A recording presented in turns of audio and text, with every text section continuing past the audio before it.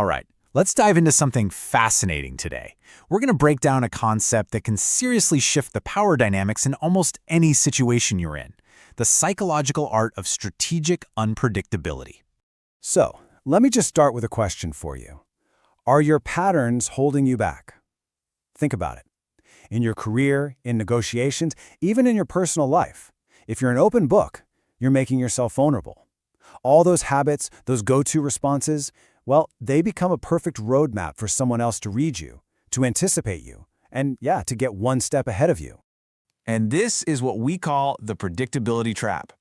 It's kind of like playing poker. If the other guy knows you only bet big when you have pocket aces, you've already lost. He's going to fold every time.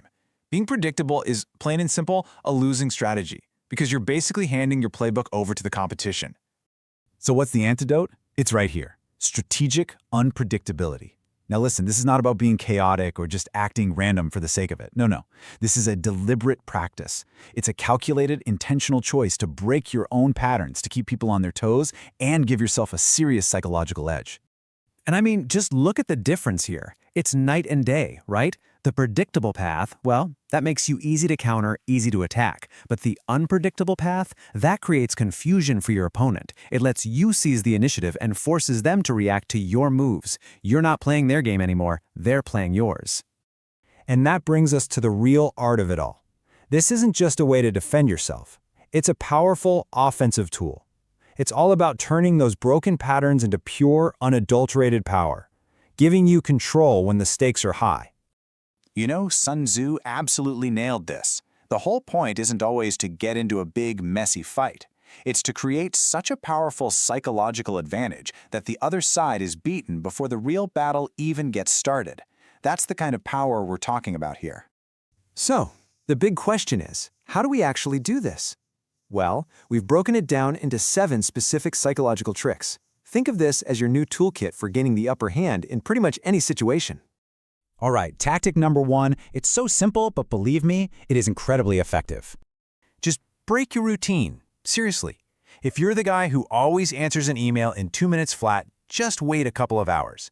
If you're always the super agreeable person in a meeting, try just being quiet and thoughtful for a change. Shaking up these tiny little patterns sends out these ripples of uncertainty, and suddenly people aren't so sure they've got you figured out anymore. Okay, so from disrupting what you do, our second trick is all about the power of what you don't do, or more specifically, what you don't say. Strategic silence. We've all been there. You're in a tense negotiation, someone asks you a tough question. Your first instinct is to jump in and answer. Don't. Just pause. Let that silence hang in the air for a few seconds. You'll be amazed how uncomfortable people get. They'll rush to fill that void, and a lot of times, they'll end up telling you way more than they ever planned to. Now, tactic number 3. This one might feel a little counterintuitive, but man, it is a powerhouse. It's the calculated outburst, and the key word there is calculated. This is not about actually losing your cool. It's theater. A sudden but totally controlled display of passion or frustration can completely shatter the rhythm of an interaction. It can rattle your opponent, and more importantly, it shows you exactly how they react under pressure. So while that last tactic was about applying pressure, this next one completely flips the script. This one's about disarming with the last thing they expect. A random act of kindness.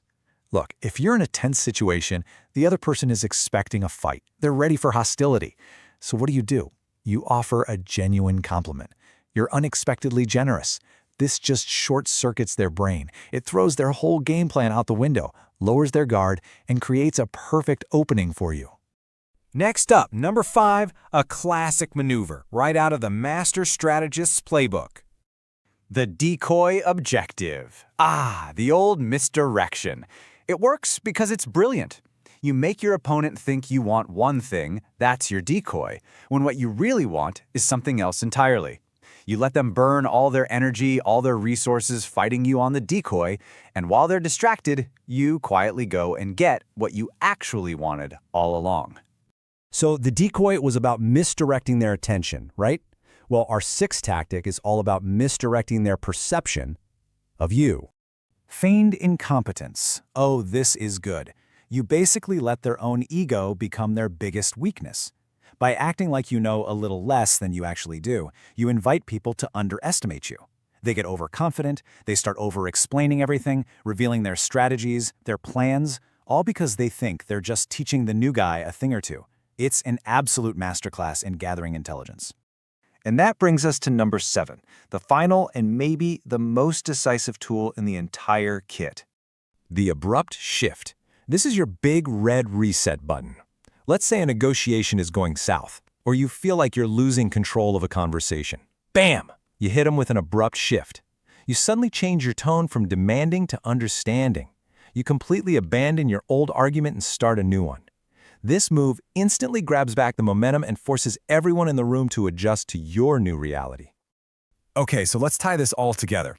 These aren't just a bunch of clever party tricks. When you use them with a clear purpose, they give you a massive strategic advantage. And of course, that's the key, right? Using them with purpose. If you overdo it, you'll just seem erratic. But when you use them judiciously, they are an absolute game changer. When you get this right, you'll find you can maintain control of almost any interaction. You'll be forcing others to react to you, not the other way around. You'll start to see opportunities where you didn't see them before.